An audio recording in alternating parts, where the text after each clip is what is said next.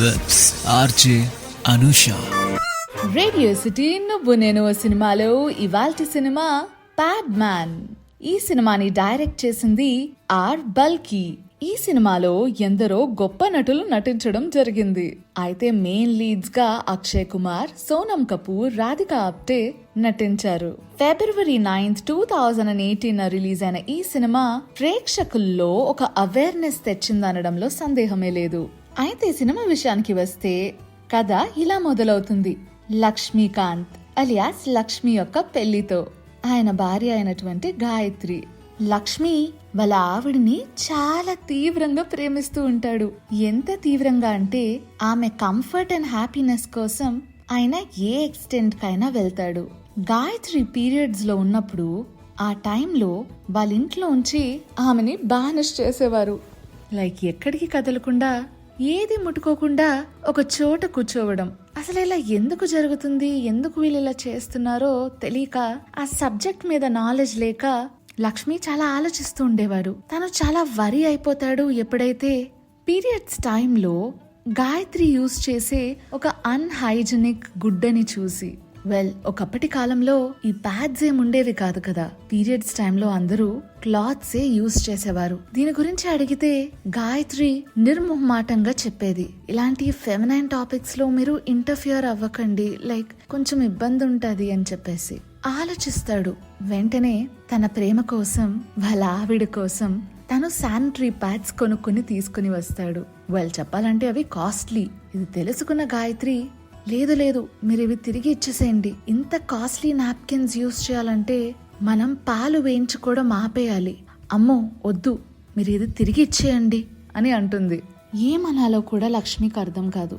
మరుసటి రోజు తను పనికి వెళ్తున్న దారిలో తన కో వర్కర్ ఇంజర్ అవుతాడు. తను బ్లీడ్ అవుతున్న దగ్గర వెంటనే ఈ ప్యాడ్ పెడతాడు.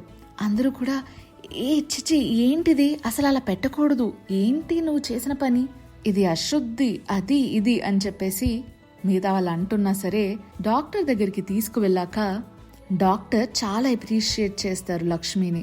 చాలా మంచి ఆలోచన ఇది, చాలా క్విక్ గా థింక్ చేశారు, and it's the cleanliest choice to stop bleeding అని చెప్పేసి అంటారు. చాలా ఎక్సైట్ అయిన లక్ష్మి కొంచెం కాటన్, క్లాత్, గ్లూ ఇవన్నీ ఇంటికి తెచ్చుకుని ఒక టెంపరీ ప్యాడ్ ని చేస్తారు.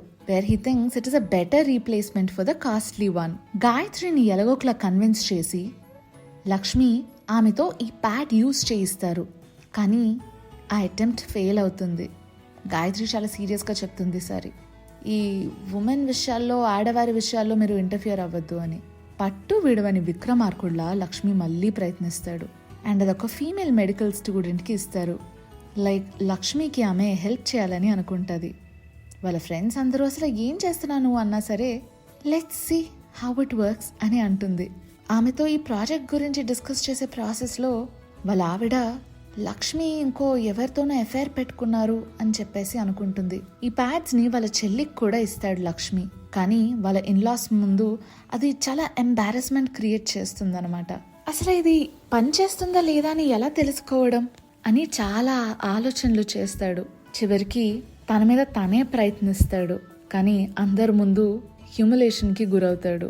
మొత్తం అక్కడ ఎంటైర్ విలేజ్ అందరూ కూడా ఆయన్ని చాలా చీదరించుకుంటారు. గాయత్రి వాళ్ళ బ్రదర్ వచ్చి ఆమెని తీసుకువెళ్ళాలనుకుంటారు అండ్ తీసుకువెళ్ళిపోతాడు కూడా. ఆ తర్వాత అసలు ఏమై ఉంటది, ఫ్యామిలీని కోల్పోయి అందరూ ఎంబారెస్ చేస్తుంటే ఆ హ్యూమిలేషన్ తట్టుకోలేక లక్ష్మి ఇదంతా గివప్ చేసేస్తారా, లేదు అంటే సమస్య లేదు అని పోరాడతాడా? ఇంతకీ ఆయనకి ప్యాడ్ మ్యాన్ అని పేరెందుకు వచ్చింది? సక్సెస్ అయినందుకా లేదా అవ్వలేనందుకా? ఇదంతా తెలుసుకోవాలంటే మనం సినిమాని రిపీట్ చేసుకోవాల్సిందే. అదబ్బా నువ్వు నేను ఓ సినిమాలో ఇవాల్టి సినిమా ప్యాడ్ మ్యాన్.